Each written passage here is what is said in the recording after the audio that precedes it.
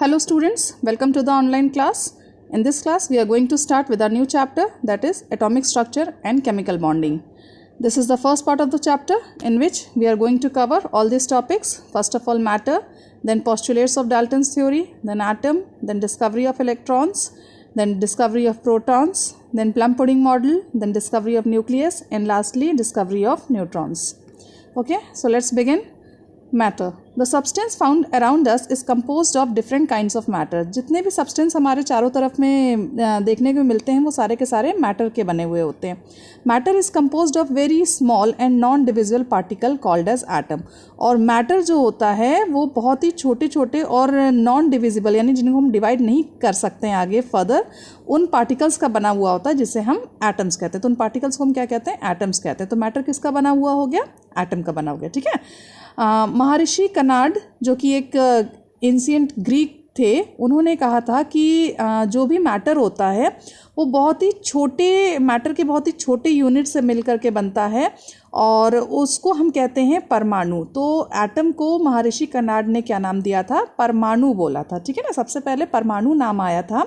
उन्होंने ये बताया था कि जो मैटर होता है बहुत ही छोटे छोटे पार्टिकल से मिलकर के बनता है और वो पार्टिकल का नाम परमाणु है. ही स्टेट्स दैट दीज परमाणु can not exist single, they combine to form अणु which is called as molecules. उन्होंने क्या कहा था कि जो परमाणु हैं वो कभी भी अकेले नहीं रहते हैं, वो कंबाइन होते हैं. वो सारे के सारे परमाणु एक साथ कंबाइन होते हैं और एक जो फॉर्म करता है उसके बाद जो बनता है उसे उन्होंने नाम दिया अणु. क्या नाम दिया उसे? अणु नाम दिया. ठीक है. Which is called as molecules, जो कि जिसे अब हम कहते हैं मॉलिक्यूल्स. ठीक है.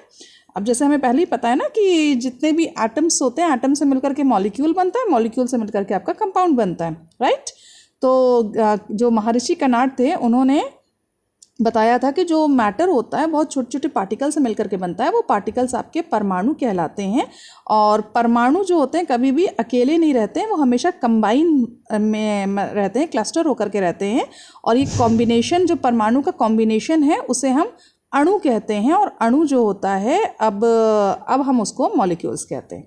ओके.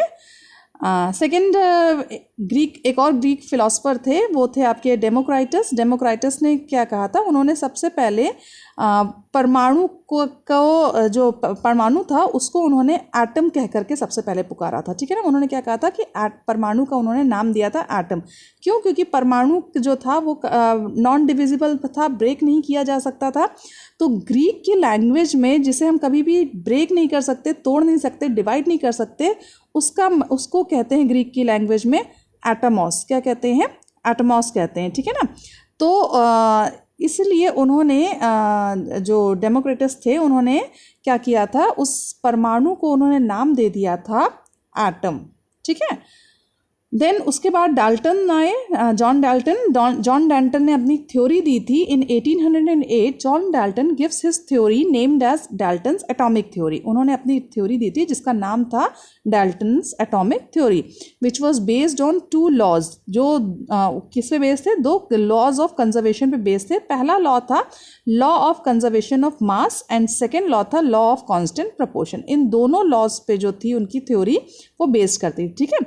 तो उन्होंने कहा क्या था? उन्होंने ये बताया था कि एटम जो होता है वो सबसे स्मॉलेस्ट पार्टिकल होता है किसी भी एलिमेंट का, और वो उस पर्टिकुलर एलिमेंट का, जिस एलिमेंट का वो पार्टिकल है, जिस एलिमेंट का वो पार्ट है, उस एलिमेंट की वो सारी प्रॉपर्टीज़ उस एटम के पास होती है. ठीक है. तो अगर हम एलिमेंट के बारे में पढ़ रहे हैं, उसकी प्रॉपर्टीज़ पढ़ रहे हैं, तो वो सारी की सारी प्रॉपर्टीज सेम एटम की भी होगी. उसकी एटम की अपनी कोई अलग से प्रॉपर्टी नहीं होती है. ओके. तो कुछ सर्टेन पॉस्टुलेट्स थे जिसको डाल्टन्स ने दिया था. अब हम देखेंगे वो सारे postulates. So postulates of Dalton's theory. All forms of matter are made up of very small particles called atom. जितना जो भी मैटर होता है, जिस तरीके का मैटर होता है, इधर it can be liquid, solid और गैशियस. कुछ भी मैटर में कुछ भी हो सकता है. आपके 3 काइंड्स ऑफ मैटर होते हैं ना, 3 टाइप्स ऑफ मैटर्स. तो इससे भी जो भी मैटर है वो सारे के सारे क्या होते हैं? बहुत ही छोटे छोटे पार्टिकल्स के बने होते हैं. They are called as atom. ठीक है. An atom can not be further divided into smaller particles. और एटम को आगे मतलब उसको डिवाइड हम नहीं कर सकते, उसको हम और तोड़ नहीं सकते. वो सबसे छोटा पार्टिकल होता है.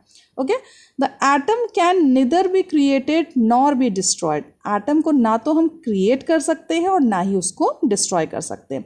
Atoms of particular element are identical in all respect. किसी भी एलिमेंट का, किसी भी पर्टिकुलर एलिमेंट के जो भी एटम्स होते हैं उसको हम आइडेंटिफाई कर सकते हैं, ठीक है। Atoms of element are different from those of any other element. Atoms of element are different. Atoms of element क्या होता है, एक एलिमेंट का एटम्स डिफरेंट होगा किसी अदर एलिमेंट के कंपैरिजन में, ठीक है ना। तो दो अलग अलग एलिमेंट्स के जो एटम्स होते हैं वो कभी सेम नहीं होते हैं, अलग अलग एलिमेंट्स के जो एटम्स होते हैं वो अलग अलग होते हैं। Okay, these were the postulates of Dalton's theory. So उन्होंने एटम के बारे में बताया। नाउ उसके बाद एटम्स की डेफिनेशन हम देख लेते हैं ना। Atom is the smallest particle of the element which can not be further divided and still retains all the properties of that element. Atom को क्या कहा हुआ कि एटम सबसे छोटा पार्टिकल है एलिमेंट का, और एलिमेंट की वो सारी प्रॉपर्टीज कैरी ऑन करता है जो उस एलिमेंट को बिलोंग करती है, और एटम को हम फर्दर डिवाइड नहीं कर सकते, ठीक है। तो डाल्टन्स की पोस्टुलेट्स, जो भी डाल्टन की थ्योरी जो पोस्टुलेट था वो सारा का सारा कंक्लूजन जो होता है वो एटम की यही डेफिनेशन बताता है, ठीक है। This theory was cancelled by two scientists and they said that an atom is consist of smaller subatomic particles. Atom की जो डेफिनेशन है उसको दो साइंटिस्ट ने कैंसिल किया था। दो साइंटिस्ट वो उससे बिल्कुल एग्री नहीं करते थे। उनका कहना था कि एटम के भी सब एटॉमिक पार्टिकल्स होते हैं, और उन्होंने उसको प्रूफ किया था। उन्होंने प्रूव करके निकाला था कि एटम के भी सब एटॉमिक पार्टिकल्स होते हैं। वो सब एटॉमिक पार्टिकल्स इलेक्ट्रॉन, प्रोटॉन और न्यूट्रॉन होते हैं, ठीक है। तो डाल्टन की जो थ्योरी थी वो गलत साबित हो गई, ठीक है ना। वो उसे क्या कर दिया, गलत साबित कर दिया दो साइंटिस्ट ने। अब वो साइंटिस्ट और डिस्कवरी ऑफ इलेक्ट्रॉन, प्रोटॉन और न्यूट्रॉन हम देखेंगे किस तरीके से हुआ है। So the next is discovery of electron. सबसे पहले इलेक्ट्रॉन को डिस्कवर किसने किया था? जो सबसे पहले इलेक्ट्रॉन को जिसने डिस्कवर किया था उनका नाम है सर विलियम क्रूक। क्या नाम है उनका? Sir William crook. Sir William crook ने सबसे पहले इलेक्ट्रॉन को डिस्कवर किया था। उन्होंने बताया था कि उन्होंने 1879 में एक एक्सपेरिमेंट कंडक्ट किया था, ठीक है। तो इन 1879 सर विलियम क्रूक जो थे उन्होंने एक एक्सपेरिमेंट कंडक्ट किया था। उस एक्सपेरिमेंट के थ्रू उन्होंने इलेक्ट्रॉन को खोज निकाला था। एक्चुअली उन्होंने इलेक्ट्रॉन को इलेक्ट्रॉन नाम उस समय नहीं दिया था, इलेक्ट्रॉन को इलेक्ट्रॉन नाम किसी और साइंटिस्ट ने दिया, पर उन्होंने सर्टेन रेस की खोज की थी जिसको उन्होंने कैथोड रेज नाम दिया था, ठीक है। उन्होंने एक्सपेरिमेंट कैसे कंडक्ट किया था हम सबसे पहले देख लेते हैं। आप फिगर देख रहे होंगे, you can see this figure over here. आप एक फिगर देख सकते हैं। उन्होंने क्या लिया था, एक ट्यूब जैसा, ये जो आप ट्यूब जैसा स्ट्रक्चर देख रहे हैं, दिस रेड लाइन जो आप दिख रहा है आपके स्क्रीन में, ये एक ट्यूब लिया था। इस ट्यूब को हम कहते हैं डिस्चार्ज ट्यूब। क्या कहते हैं इसे? हम डिस्चार्ज ट्यूब कहते हैं, ठीक है। इसके अंदर में गैस फिल्ड होती है, ठीक है।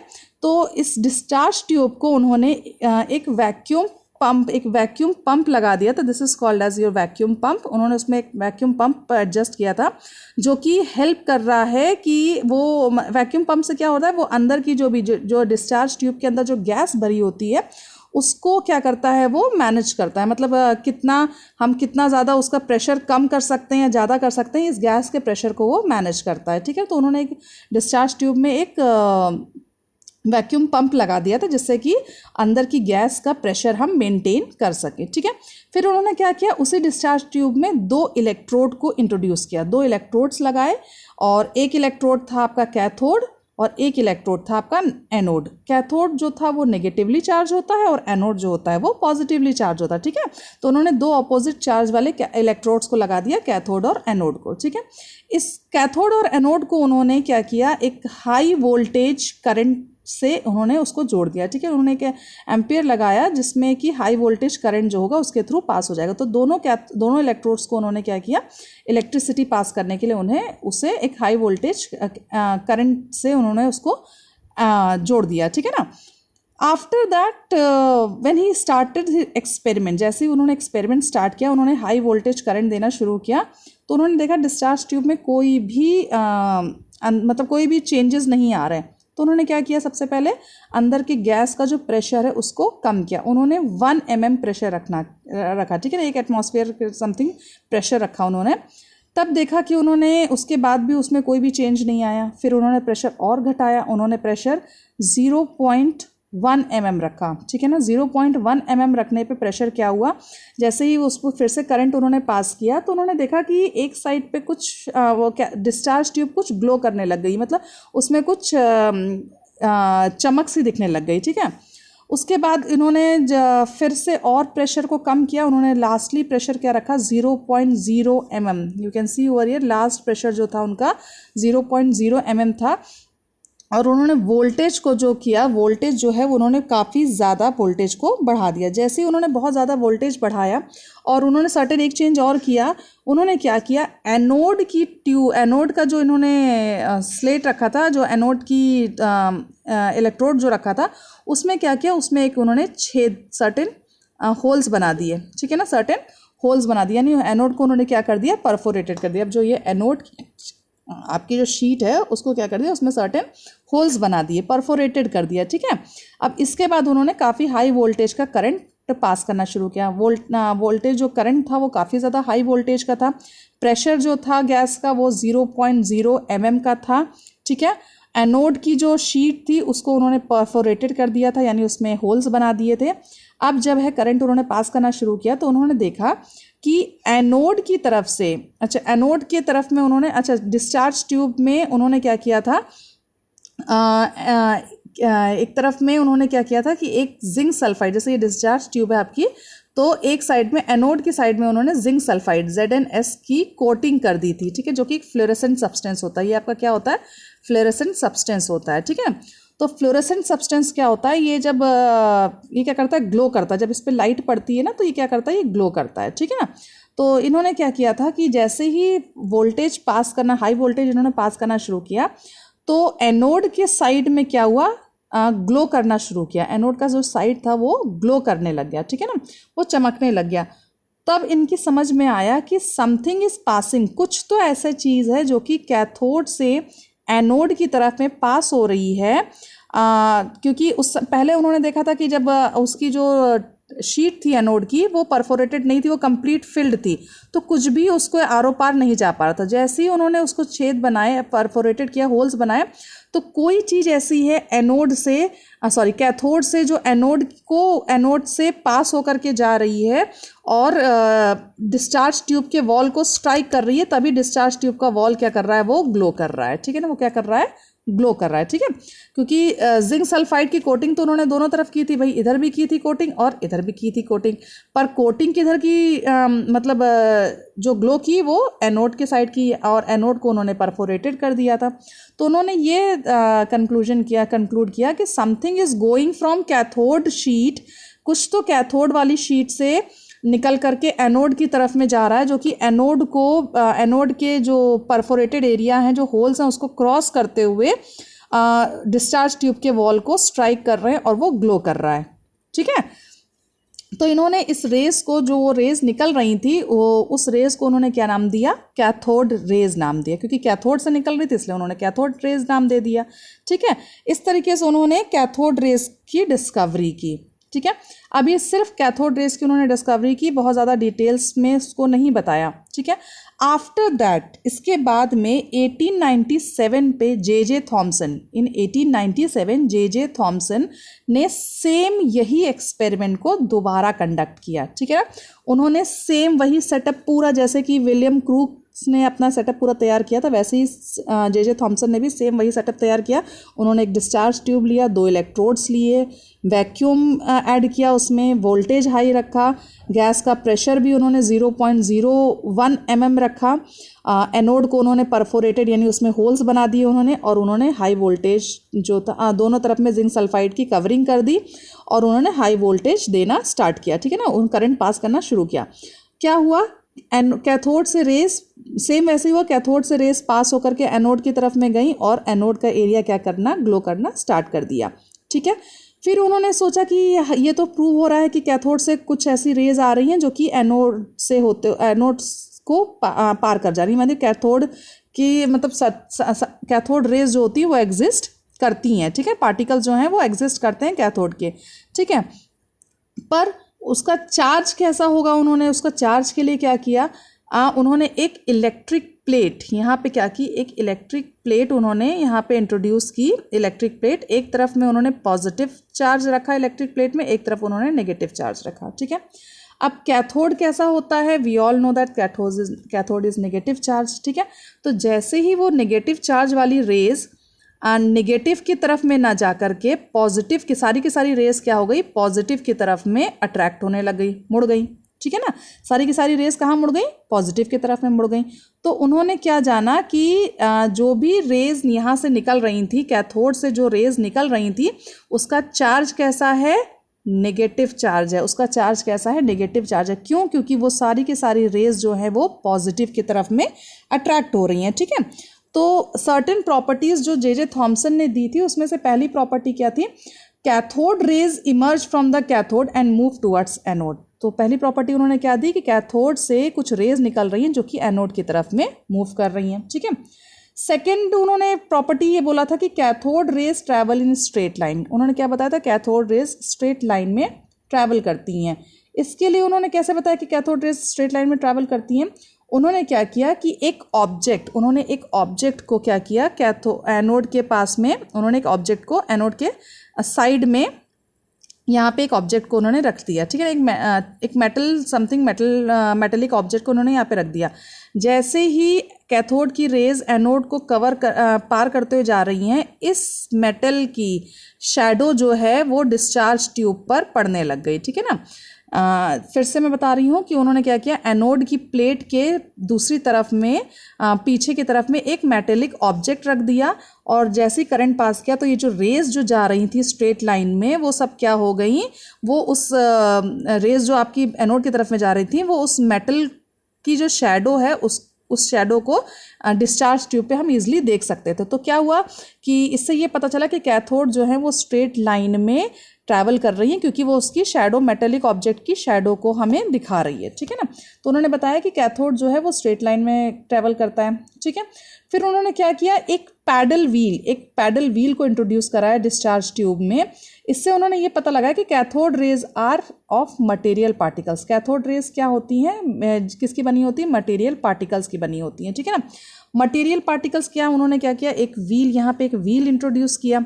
ठीक है, जैसे ही रेज इस व्हील पे पड़ी, ठीक है, एक सेकेंड में, हाँ, जैसे ही क्या क्या यहाँ पे एक व्हील इंट्रोड्यूस किया। ठीक है ना, जैसे ही रेज इस व्हील पे पड़ी, ये व्हील क्या कर दिया, मूव होना शुरू हो गया, व्हील का घूमने लग गया। ठीक है ना, तो इससे क्या पता चलता है कि ये जो रेज हैं ये किसी मटेरियल पार्टिकल की बनी हुई हैं, तभी वो इस व्हील को स्ट्राइक कर रही हैं, और वो व्हील क्या कर रहा है, वो घूम रहा है। ठीक है ना, अगर वो किसी मटेरियल की नहीं बनी होती तो व्हील आपका घूमता नहीं। ठीक है, तो उन्होंने क्या बताया, थर्ड प्रॉपर्टी उनकी क्या थी कि cathode rays are made up of particles. ठीक है ना, मटेरियल पार्टिकल्स। ठीक, देन उन्होंने क्या बताया कि कैथोड रेज नेगेटिव चार्ज की होती हैं। कैसे, उन्होंने एक इलेक्ट्रिक प्लेट इंट्रोड्यूस की, एक तरफ में पॉजिटिव चार्ज रखा, एक तरफ में नेगेटिव चार्ज रखा। जैसे ही उन्होंने इलेक्ट्रिसिटी पास की तो जितनी भी कैथोड की रेस थी वो सारी की सारी पॉजिटिव की तरफ में मुड़ने लग गई। तो जिससे उन्होंने जान लिया कि भाई ऑपोजिट, एक जैसे ऑपोजिट जो होते हैं वो अट्रैक्ट करते हैं, जो सेम चार्ज होगा वो एक दूसरे को रिपल करेंगे। ठीक है, तो नेगेटिव की तरफ नहीं गई क्योंकि वो रिपल हो रही थी, वो सारे के सारे अट्रैक्ट हो गई पॉजिटिव की तरफ में। इसलिए उन्होंने दे दिया कि जो कैथोड से रेज निकल रही हैं वो क्या है, सारी की सारी नेगेटिव चार्ज की है। ठीक है, दीज वेर सर्टेन प्रॉपर्टीज जो कि जे थॉमसन ने बताया था। आफ्टर दैट एक और साइंटिस्ट थे जिनका नाम था जी.जे. स्टोने। ठीक है ना, क्या नाम था, जी.जे. स्टोने, जिन्होंने इस कैथोड रेज को नाम दिया था इलेक्ट्रॉन। क्या नाम दिया था इसको, इलेक्ट्रॉन कहा था, जो कि नेगेटिवली चार्ज होता है। ठीक है, I hope this is clear to you. Discovery of electron, कैसे इलेक्ट्रॉन की खोज हुई, कैसे उसका नेगेटिव चार्ज आया, सब चीज़ें आपको क्लियर हो गई होंगी। ठीक है, next is discovery of proton. ठीक है, प्रोटॉन की डिस्कवरी भी कुछ इलेक्ट्रॉन जैसी हुई। अब जब नेगेटिव चार्ज हो गया तो फिर साइंटिस्ट मतलब खोज शुरू हुई, मतलब सब सोचने लग गए कि अगर एटम में कोई नेगेटिव चार्ज है तो कोई पॉजिटिव चार्ज भी होना चाहिए एटम में। ठीक है, जो उसको बैलेंस करता है। ठीक है, तो उन्होंने सब जगह खोज शुरू हो गई।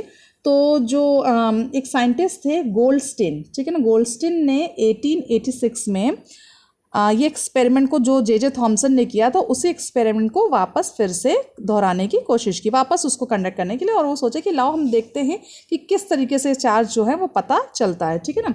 तो उन्होंने वापस वही एक्सपेरिमेंट को फिर से उन्होंने कोशिश किया करने के लिए।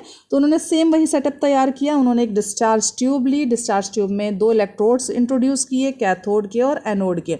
पर गलती उनसे ये हो गई कि उन्होंने क्या किया, जो कैथोड का एनोड भाई जो जे थॉमसन थे उन्होंने एनोड को परफोरेटेड किया था, है ना। पर गोल्डस्टीन से गलती हो गई कि उन्होंने क्या किया, कैथोड को परफोरेटेड कर दिया। तो उन्होंने जो डिस्चार्ज ट्यूब लिया था उसमें से उन्होंने क्या किया, यहाँ पे उन्होंने कैथोड रखा, यहाँ पे उन्होंने एनोड रखा, ठीक है। अब प्रोटॉन की जब हमने इलेक्ट्रॉन की खोज की थी तो हमने एनोड को एनोड को परफोरेटेड किया था। पर उनसे गोल्डस्टीन से गलती क्या हुई, उन्होंने क्या किया, कैथोड को परफोरेटेड कर दिया। कैथोड में उन्होंने छेद बना दिए, गलती से होल्स कर दिए, ठीक है। अब उसके बाद उन्होंने सेम वही प्रेशर उन्होंने 0.01 रखा। हाई वोल्टेज करंट उन्होंने पास करना शुरू किया, ठीक है ना। और उसके बाद उन्होंने क्या, दोनों तरफ में उन्होंने जिंक सल्फाइड की कोटिंग कर दी, ठीक है ना, जो कि फ्लोरेसेंट सब्सटेंस होता है। अब इसके बाद में क्या हुआ कि जैसे ही उन्होंने कोटिंग की, इन्होंने देखा जैसे उन्होंने करंट पास करना शुरू किया तो नाउ अब क्या हुआ, रेज जो है वो अपोजिट डायरेक्शन से जाने लगी। अब क्या, जो रेज उनको दिखाई पड़ी वो एनोड से पास होते हुए, कैथोड से होते हुए वो कैथोड वाली जो डिस्चार्ज ट्यूब है पीछे वाली वॉल को वो स्ट्राइक किया और ग्लो करने लग गया। तो उनको कुछ डिफरेंट मिला। उनको क्या किया, अरे अभी तो इससे पहले जो एक्सपेरिमेंट हुआ था जो जे थॉमसन ने बताया था उसमें तो एनोड वाला साइड ग्लो कर रहा था, अब कैथोड वाला साइड कैसे ग्लो करने लग गया। तब उन्हें अपनी गलती समझ में आई कि उन्होंने गलती से क्या किया, कैथोड में उन्होंने होल्स बना दी एनोड की जगह, ठीक है। तो उससे उनको क्या हुआ, एक नई चीज़ देखने को मिली कि जैसे कैथोड से कोई रेज निकल रही हैं वैसे ही एनोड से भी रेज निकलती हैं, ठीक है। तभी तो वो निकल करके कैथोड वाली साइड को ग्लो करवा रही हैं, है ना। तो उन्होंने उस रेज को नाम दिया एनोड रेज। क्या नाम दिया उसको, एनोड रेज नाम दे दिया, ठीक है। जो एनोड से निकल रही हैं उन्होंने उसको एनोड रेज नाम दे दिया, ठीक है। अब उन्होंने इसको कैनाल रेज भी कहा था क्योंकि वो क्या कर रही थी, वो एक कैनाल से, मतलब जो कैथोड का जो कैनल है उससे होते हुए वो जा रही थी, इसलिए उन्होंने उसको कैनाल रेज भी कहा था, ठीक है। तो अब उन्होंने क्या किया कि सेम वही सब चीज़ें उन्होंने फिर से करना शुरू किया। उन्होंने एक इलेक्ट्रिक प्लेट रखा। अब उसका चार्ज उनको पता करना था, ठीक है ना। चार्ज पता करने के लिए उन्होंने क्या किया, एक इलेक्ट्रिक प्लेट रखा। इलेक्ट्रिक प्लेट में उन्होंने पॉजिटिव और नेगेटिव चार्ज लगाया। अब क्या हुआ, एनोड रेज जो थी, एनोड से जो रेज निकल रही थी वो सारी की सारी किधर एमिट होने लगी, किधर जाने लग गई, वो नेगेटिव की तरफ में जाने लग गई, ठीक है। तो इससे उन्होंने पता लगाया कि एनोड जो होता है वो पॉजिटिव चार्ज का होता है। तो उन्होंने क्या कहा, एनोड को पॉजिटिव चार्ज कह दिया, ठीक है ना। जैसे ही उन्होंने एनोड को पॉजिटिव चार्ज उन्होंने बताया, उसके बाद उन्होंने क्या किया, एक ऑब्जेक्ट रखा, कैथोड के पीछे में एक ऑब्जेक्ट रख दिया और एनोड से जो रेज निकल रही थी वो क्या कर रही थी, वो ऑब्जेक्ट का शैडो जो है वो डिस्चार्ज ट्यूब पे बना रही थी, ठीक है। तो एनोड्स की तरफ से जो भी रेज आ रही थी उसका शैडो जो है, ऑब्जेक्ट जब मेटेलिक ऑब्जेक्ट उन्होंने रखा तो उसकी जो शैडो है वो आपकी वैसे ही शैडो भी आपकी वो क्रिएट हो रही थी। तो उन्होंने जाना कि एनोड की जो रेज हैं, जो जिसे उन्होंने कैनाल रेज नाम दिया था, वो रेज भी जो हैं वो भी आपकी मटेरियल पार्टिकल्स की बनी होती है क्योंकि उसका भी शैडो जो है वो क्रिएट हो रहा है, ठीक है। तो दो चीज़ उन्होंने कंक्लूड की। पहली प्रॉपर्टी उन्होंने ये बताई कि एनोड से निकलने वाली रेज जो कैथोड की तरफ में जा रही हैं उसका उन्होंने क्या नाम दिया, एनोड रेज या फिर कैनाल रेज नाम दिया। सेकंड प्रॉपर्टी क्या उन्होंने बताई कि एनोड रेज या कैनाल रेज क्या होती है, वो पॉजिटिव चार्ज की होती है क्योंकि इलेक्ट्रिक प्लेट जैसे उन्होंने इंट्रोड्यूस कराया तो जो रेज निकल रही थी वो सारी की सारी नेगेटिव चार्ज की तरफ में जा रही थी, ठीक है ना। फिर उन्होंने एक ऑब्जेक्ट, एक मेटेलिक ऑब्जेक्ट उन्होंने इंट्रोड्यूस किया जो कि जिसकी शैडो जो है वो कैथोड की तरफ में ईजिली बन जा रही थी। तो उन्होंने बोला कि एनोड रेज भी आपकी क्या है, मटेरियल पार्टिकल्स की बनी हुई होती हैं, ठीक है। उसके बाद उन्होंने एक काम और किया, उन्होंने फिर से एक पैडल व्हील जो है उसको भी इंट्रोड्यूस कराया और जैसे ही वो रेज उस पैडल व्हील पे पड़ती थी तो पैडल व्हील क्या करता था, वो घूमने लगता था। तो इससे पता चलता है कि आपकी जो भी जो सॉरी जो आपका ये रेज है वो क्या है, रेज आपकी जो पैडल व्हील क्योंकि घूम रहा है तो वो रेज आपकी क्या है, मटेरियल पार्टिकल्स की बनी हुई होती हैं, ठीक है। सॉरी मैंने एक चीज़ गलत बोला कि जो स्ट्रेट लाइन पे मैंने आपको बताया कि अगर मेटेलिक ऑब्जेक्ट अगर रखते हैं तो उसकी शैडो अगर बन रही है तो इसका मतलब ये होता है कि एनोड की तरफ से जो रेज जा रही हैं वो क्या हो रही हैं, वो स्ट्रेट लाइन में ट्रैवल कर रही हैं, ठीक है ना, वो स्ट्रेट लाइन में ट्रैवल करती हैं, ठीक है। I will show you again this is the discharge tube, this was the cathode which was perforated, this is the anode. Anode से जो अब यहाँ पे उन्होंने क्या किया, एक मेटेलिक ऑब्जेक्ट को इंट्रोड्यूस किया, यहाँ से जैसे ही रेज गई तो इस मेटेलिक ऑब्जेक्ट की जो शैडो है वो इस ट्यूब पे आकर के पड़ने लग गई, तो इससे ये पता लगता है कि एनोड की रेज क्या कर रही हैं, वो स्ट्रेट लाइन में ट्रैवल कर रही हैं, ठीक है। सो मैं एक बार फिर से प्रॉपर्टीज़ इनकी रिपीट कर देती हूँ। गोल्डस्टीन ने जो ये एक्सपेरिमेंट किया था उससे इन्होंने ये पता लगाया था कि एनोड की तरफ से कैथोड की तरफ में भी रेज ट्रैवल करती हैं, जिसका उन्होंने नाम दिया एनोड रेज या फिर उन्होंने उसको कहा कैनाल रेज, ठीक है। देन आफ्टर दैट उन्होंने सेकेंड चीज़ क्या इंट्रोड्यूस की, मेटेलिक ऑब्जेक्ट ये वहाँ पे रखा कैथोड के पीछे में और उसकी शैडो जो है वो डिस्चार्ज ट्यूब पे दिख रही थी, तो उन्होंने कहा कि एनोड रेज से जो भी रेज निकल रही हैं एनोड प्लेट से वो सारी की सारी स्ट्रेट लाइन में ट्रैवल करती हैं, ठीक है। देन उसके बाद फिर उन्होंने क्या किया, एक पैडल व्हील इंट्रोड्यूस किया और जैसे ही वो रेज एनोड से जो रेज निकल रही थी वो पैडल व्हील पे पड़ती थी, पैडल व्हील आपका घूमने लगता था, जिससे पता चलता है कि एनोड रेज भी आपकी मटेरियल पार्टिकल की बनी हुई होती हैं, ठीक है। देन उसके बाद उन्होंने क्या किया कि एक इलेक्ट्रिक प्लेट रखा और जो भी एनोड से रेज जो निकल रही थी वो सारी के सारी किस तरफ में जाने लग गई, वो सारी की सारी आपकी नेगेटिव की तरफ में जाने लग गई, ठीक है। तो इसका मतलब क्या हुआ, एनोड आपका क्या है, पॉजिटिव। एनोड से जो भी रेज निकल रही थी वो सारी रेज क्या है आपकी, एनोड रेज क्या होती हैं, पॉजिटिवली चार्ज होती हैं। क्यों, क्योंकि वो नेगेटिव की तरफ में बढ़ रही थी, नेगेटिव की तरफ में अट्रैक्ट हो रही थी, ठीक है ना, इलेक्ट्रिक प्लेट रखने के बाद में तो वो नेगेटिव की तरफ में अट्रैक्ट हो रही थी, इसलिए उन्होंने क्या किया कि उसको बोल दिया कि जो एनोड रेज होती हैं वो आपकी नेगेटिव चार्ज होती हैं, ठीक है। और एनोड रेज को बाद में नाम दिया गया था प्रोटॉन, एनोड रेज जो होती हैं आपकी पॉजिटिवली चार्ज होती हैं और एनोड रेज को बाद में नाम दिया गया प्रोटॉन, ठीक है ना। तो यहाँ पे आपका इलेक्ट्रॉन भी सर्च हो गया, इलेक्ट्रॉन की डिस्कवरी हो गई, देन प्रोटॉन की डिस्कवरी हो गई। प्रोटॉन की डिस्कवरी बाय मिस्टेक हुई, गोल्डस्टीन ने बाय मिस्टेक किया, क्योंकि उन्होंने क्या किया, एक्सपेरिमेंट में थोड़ी सी गड़बड़ ये कर दी कि उन्होंने कैथोड शीट को परफोरेटेड कर दिया एनोड की जगह पर। फ़ायदा सबको मिला कि उन्होंने क्या किया, उन्होंने एक और चीज़ डिस्कवर की जिसका नाम रखा गया proton. Okay, I hope this is clear to you. The next one is plum pudding model. Next model क्या है हमारा, प्लम पुडिंग मॉडल है। प्लम पुडिंग मॉडल जो है वो सबसे पहले जे थॉमसन ने दिया था। उन्होंने ये बताया था, अब जब इलेक्ट्रॉन और प्रोटॉन की डिस्कवरी हो चुकी थी तो ये हुआ कि किस तरीके से इलेक्ट्रॉन और प्रोटॉन किसी एटम में किस तरीके से रहता है, किस तरीके से अरेंज होता है, अरेंजमेंट कैसी होती है। तो उन्होंने क्या किया था, जे थॉमसन ने बताया था कि जो इलेक्ट्रॉन और प्रोटॉन्स होते हैं वो किसी न्यूक्लियस में बिल्कुल जैसे वाटरमेलन आपने देखा कि पूरा कंप्लीट सरफेस जो होता है वो रेड होता है और कहीं कहीं पे उसके जो सीड्स होते हैं ब्लैक कलर के वो एम्बेडेड होते हैं, धसे हुए होते हैं, ठीक है ना।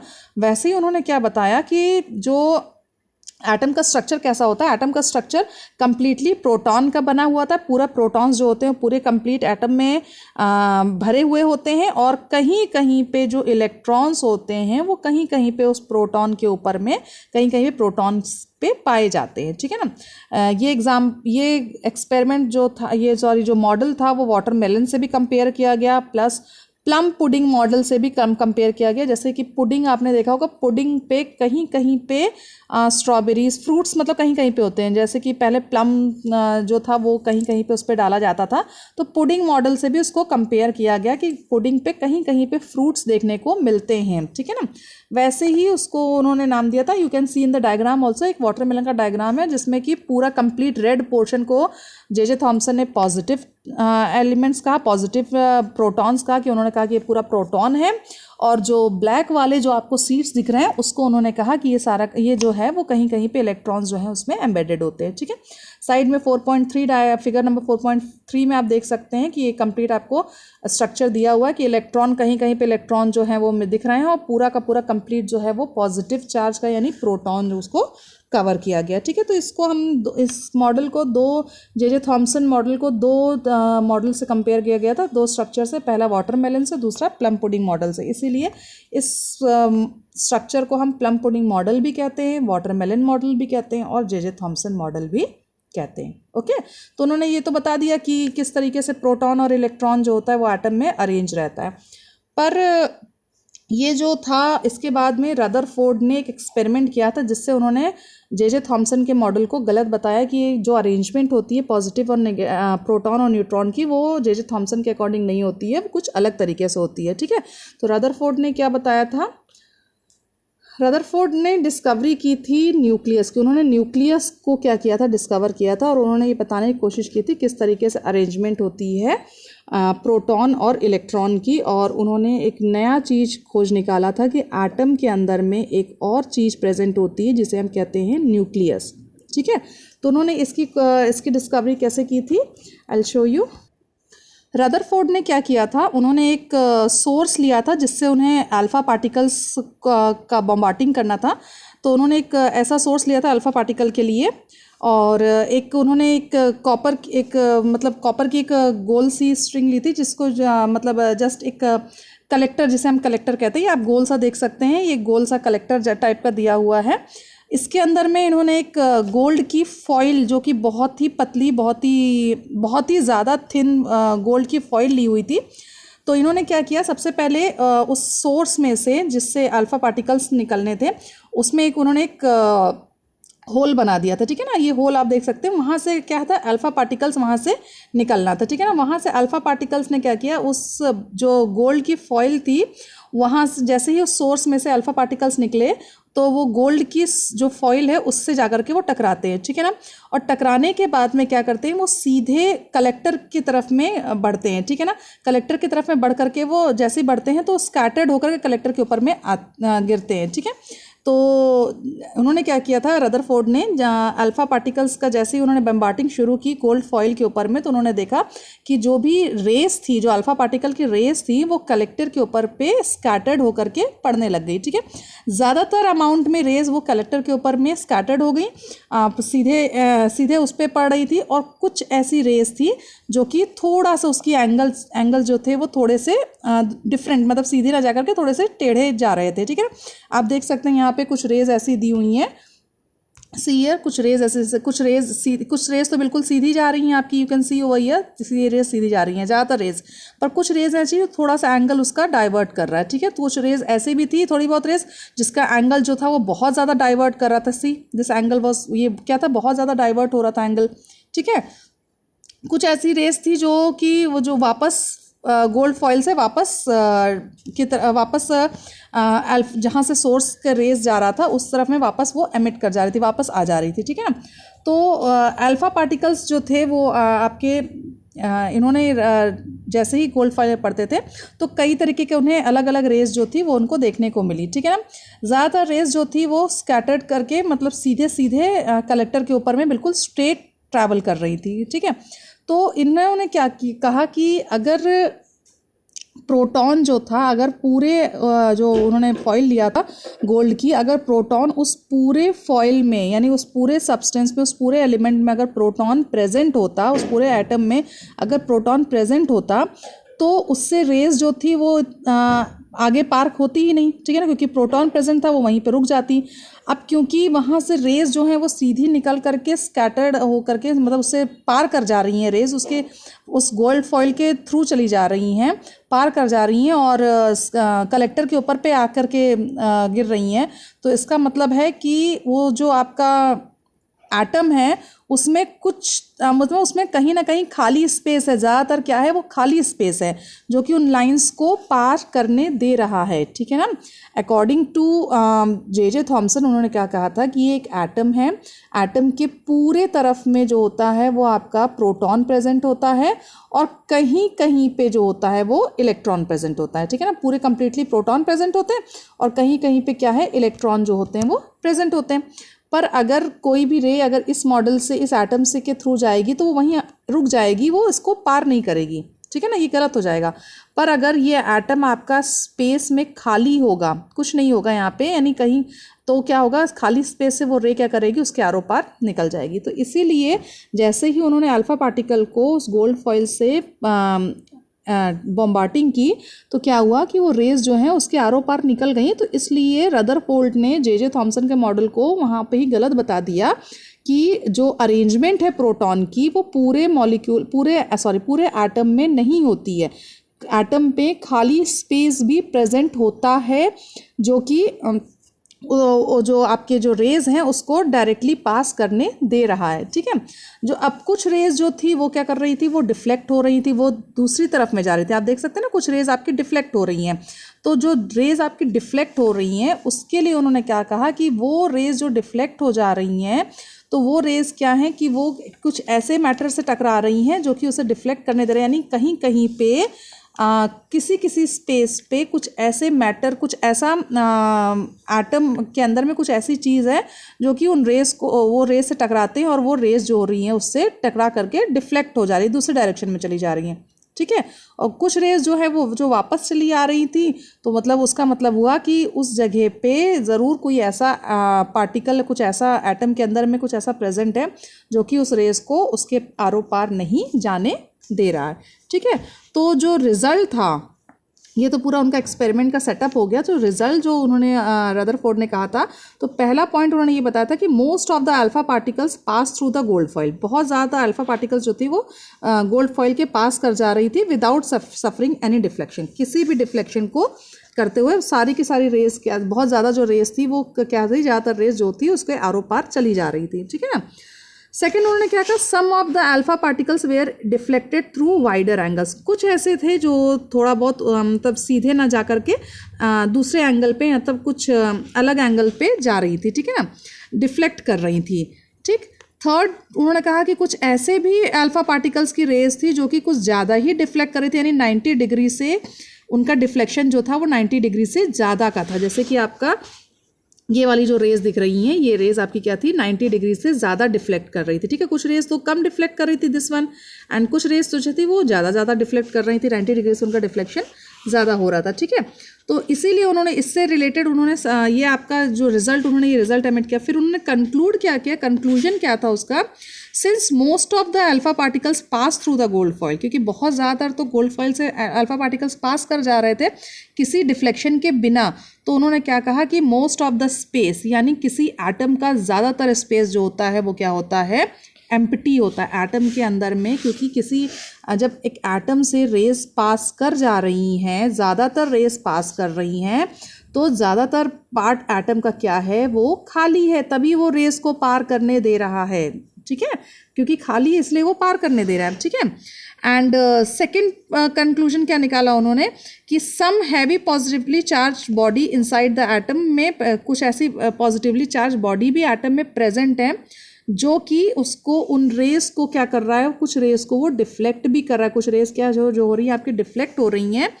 तो क्या था कि जो कुछ ऐसी रेस थी जो डिफ्लेक्ट हो जा रही हैं, क्यों, क्योंकि कुछ ऐसा पॉजिटिवली चार्ज एटम उसमें, एटम के अंदर में प्रेजेंट है जो कि उन रेस को, कुछ रेस को डिफ्लेक्ट भी कर रहा है। ठीक है ना, तो इन्होंने ये दो चीज़ कही थी। फिर उन्होंने क्या बताया कि कुछ ऐसे भी पार्टिकल है, कुछ ऐसे बहुत ज़्यादा हैवी पार्टिकल है जो रेस को क्या कर रहे हैं, दे आर नॉट अलाउइंग, वो रेस को अलाउ ही नहीं कर रहे हैं कि वो डिफ्लेक्ट हो, वो रेस को क्या कर रहे हैं, वापस भेज दे रहे हैं। ठीक है ना, तो since very few particles are deflected back, कुछ ऐसे पार्टिकल्स है जो कि वापस डिफ्लेक्ट हो रहे थे। सी दिस लाइन वॉज, ये क्या होता है, बैक की तरफ में डिफ्लेक्ट हो रहा है। ठीक है ना, तो कुछ ऐसे भी रेस थे जो कि वापस डिफ्लेक्ट हो रहे थे। तो ये क्या है, वो कुछ ज़्यादा ही हैवी पॉजिटिवली चार्ज बॉडी हैं ऐसे जो कि इनसाइड द एटम के इनसाइड में प्रेजेंट हैं। ठीक है ना, जिनका जो कि बहुत ही ज़्यादा कम अमाउंट में प्रेजेंट है, ज़्यादा नहीं है, बहुत कम अमाउंट में वो प्रेजेंट है। ठीक है ना, तो इसके लिए उन्होंने क्या, इसी से उन्होंने न्यूक्लियस का उन्होंने डिस्कवरी की। उन्होंने बताया कि एक एटम के अंदर में सेंट्रली लोकेटेड एक छोटा सा न्यूक्लियस होता है जहाँ पे प्रोटॉन प्रेजेंट होता है। क्या प्रेजेंट होता है, प्रोटॉन प्रेजेंट होता है, और जहाँ पे प्रोटॉन प्रेजेंट है वो पूरा एरिया उनका पॉजिटिवली चार्ज होता है। तो जहाँ से रेज अगर प्रोटॉन को या न्यूक्लियस को टच नहीं कर रही हैं तो वो स्पेस उनका खाली है। जिस सेंटर पे रेज आकर के डिफ्लेक्ट कर जा रही हैं तो वो एरिया आपका न्यूक्लियस है, और कुछ रेज ऐसी आकर के जो बिल्कुल वापस डिफ्लेक्ट कर जा रही हैं, वो क्या है, आपका प्रोटॉन है। वो क्या है, प्रोटॉन है, जिससे वो टकरा करके वापस डिफ्लेक्ट कर जाती है। ठीक है, तो इससे ये चीज़ उन्होंने बताई, रदरफोर्ड ने ये चीज़ उन्होंने कंक्लूड किया और उन्होंने इस तरीके से न्यूक्लियस की डिस्कवरी की। उन्होंने बताया कि एटम के अंदर में एक और चीज़ प्रेजेंट होती है जिसे क्या कहते हैं हम, न्यूक्लियस कहते हैं। ठीक है, तो अल्फा पार्टिकल्स जो होते हैं, जनरली अल्फा पार्टिकल्स जो होते हैं वो हीलियम के बने हुए होते हैं, है ना। हीलियम जो होता है वो आपका ऑलरेडी पॉजिटिव चार्ज का होता है। हीलियम क्या होता है आपका, ऑलरेडी जो उसके मॉलिक्यूल्स होते हैं वो पॉजिटिव होते हैं ना, उसके पास में पॉजिटिव मॉलिक्यूल्स होते हैं। तो प्रोटॉन के पास में जब वो मॉलिक्यूल्स जाएंगे तो वो क्या हो जाएंगे, वो डिफ्लेक्ट कर जाएंगे। ठीक है, तो जैसे ही हीलियम यानी अल्फा पार्टिकल का, हीलियम का जैसे ही मॉलिक्यूल प्रोटॉन के पास में आ रहा था, पॉजिटिव चार्ज के पास में, तो वो वापस उसके पास में जाकर के वापस डिफ्लेक्ट कर जा रहा था। तो इसलिए उन्होंने ये जाना कि ऐसे रेज जो कि बिल्कुल बैक डिफ्लेक्ट कर रहे हैं, वापस डिफ्लेक्ट कर रहे हैं, तो उस जगह पे वो क्या प्रेजेंट होगा, उस जगह पे प्रोटॉन प्रेजेंट होगा। ठीक है, तो जिस जगह से रेज बिल्कुल स्ट्रेट निकल जा रही हैं उस जगह पे कुछ भी नहीं प्रेजेंट है, ना तो इलेक्ट्रॉन ना तो प्रोटॉन, कुछ नहीं प्रेजेंट है। ठीक है, जिस जगह पे रेस टकरा करके थोड़ा बहुत डिफ्लेक्शन कर रही है उस जगह पे कुछ ऐसी चीज़ प्रेजेंट है जो कि उसको सीधे नहीं जाने दे रही है, and that he named as nucleus. उसको उन्होंने क्या नाम दिया, न्यूक्लियस नाम दिया। ठीक है, और कुछ ऐसी रेज हैं जो कि वापस टकरा करके उससे वापस चली आ रही हैं, तो उसको उन्होंने नाम दिया कि वो जरूर प्रोटॉन होगा, क्योंकि जब पॉजिटिव ऑलरेडी हीलियम पॉजिटिव और पॉजिटिव एक दूसरे को क्या करेंगे, बिल्कुल एमिट करेंगे, बिल्कुल डिफ्लेक्ट करेंगे, एक दूसरे से बिल्कुल टकराएंगे, मतलब परमिशन नहीं देंगे एक दूसरे के पास में रहने के लिए। ठीक है ना, तो क्या करेंगे, क्योंकि हीलियम भी पॉजिटिव है और प्रोटॉन भी आपका पॉजिटिव ही रहता है, तो वो क्या करेंगे, वो उसको बैक की तरफ में डिफ्लेक्ट कर देगा। ठीक है ना, तो क्या हो जाएगा इससे फिर, तो इसी तरीके से हमें पता चल गया कि जिस जगह से रेज आपकी बैक डिफ्लेक्ट हो रही थी उस जगह पे क्या प्रेजेंट था, आपका प्रोटॉन प्रेजेंट था। ठीक है, तो वो स्पेस जो था वो खाली नहीं था। ठीक है, और according to the surface proton अगर होता तो सारे अल्फा पार्टिकल जो डिफ्लेक्ट हो रहे हैं वो ईजिली आपके जो डिफ्लेक्ट हो रहे हैं वो ईजिली डिफ्लेक्ट ना हो पाते। ठीक है ना, क्योंकि वो ईजिली उसके आरों पार ना जा पाते अगर पूरे स्पेस में आपके प्रोटॉन प्रेजेंट होता। ठीक है, क्योंकि हीलियम क्या करता है, हीलियम क्योंकि पॉजिटिव चार्ज है, वो जैसे ही जहाँ पे suppose this is the plum pudding model के हिसाब से अगर सब जगह पॉजिटिव चार्जेस होते तो जो भी रेज आती वो वापस डिफ्लेक्ट कर जाती, वो उसके आर पार जाती ही नहीं, क्योंकि उसको परमिशन ही नहीं देता आने जाने के लिए। इसीलिए यहाँ पे जे थॉमसन का मॉडल जो है वो कैंसिल कर दिया गया, रॉन्ग बता दिया गया, और रदरफोर्ड ने एक नई चीज़ खोज निकाली कि एक एटम में सेंट्रली लोकेटेड न्यूक्लियस होता है, न्यूक्लियस के अंदर में प्रोटॉन प्रेजेंट होता है, और जो इलेक्ट्रॉन्स होते हैं वो इसके चारों तरफ में रिवॉल्व करते हैं, यानी आपके जो इलेक्ट्रॉन्स हैं वो प्रोटॉन के चारों तरफ में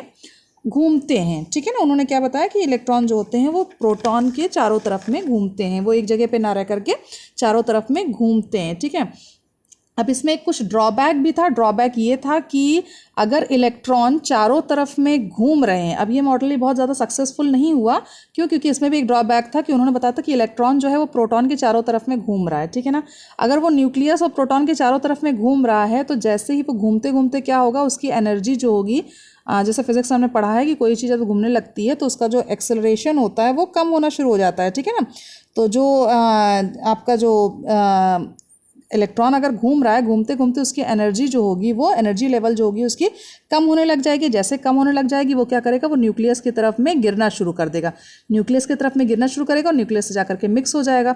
तो इस तरीके से तो एटम आपका खराब हो जाएगा, एटम आपका क्या हो जाएगा, न्यूक्लियस के पास में इलेक्ट्रॉन प्रोटॉन दोनों मिक्स हो जाएंगे, तो एटम आपका क्या कर जाएगा, खराब हो जाएगा। ठीक है ना, तो इसलिए क्या हुआ, ये जो उन्होंने बताया कि इलेक्ट्रॉन पूरा चारों तरफ में घूमता है, तो ये थ्योरी, क्योंकि ये पॉइंट जो एक्सेप्टेबल नहीं था, इस पॉइंट को इस जगह पे रदरफोर्ड के एक्सपेरिमेंट में थोड़ा सा कुछ ड्रॉबैक था, और उस ड्रॉबैक को आगे बोहर ने उसे करेक्ट किया। उसी सेम एक्सपेरिमेंट को उन्होंने बताया कि हाँ, जितना रदरफोर्ड ने कहा था कि न्यूक्लियस प्रेजेंट होता है, प्रोटॉन प्रेजेंट होता है, पर इलेक्ट्रॉन का जो उन्होंने प्रेजेंस बताया वो कुछ डिफरेंट बताया। ठीक है ना, इलेक्ट्रॉन के कारण में रदरफोर्ड का इस एक्सपेरिमेंट में थोड़े बहुत ड्रॉबैक्स आ गए थे, पर रदरफोर्ड ने न्यूक्लियस और प्रोटॉन का जो डिस्कवरी जो उन्होंने बताया कि कैसा अरेंज होता है वो बिल्कुल सही था।